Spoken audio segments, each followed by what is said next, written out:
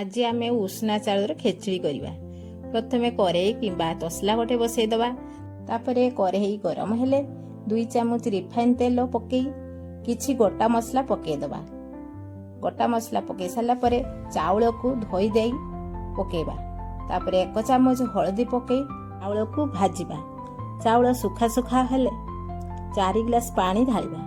पानी ढाल सारा परे 1 चामच लूण पकई घांटिबा। 5 मिनिट पर किछि कोटा नड़िया पकेबा। तापरे घोड़ाई दबा। सेई भितरे किछि बादाम मंजी काजू किशमिश भाजी दबा। पूर्वरु भजा होइतबा बादाम मंजीर चुपा छड़ी पकेबा। काजू किशमिश की भी पके दबा। अल्प किछि पानी थिबा समय रे 1 कटोरी चीनी पके दबा। तापरे चीनी की गोलाई ढांकी नबा। किछि समय पर प्रस्तुत हो गला उष्णा चाउर खेचुड़ी।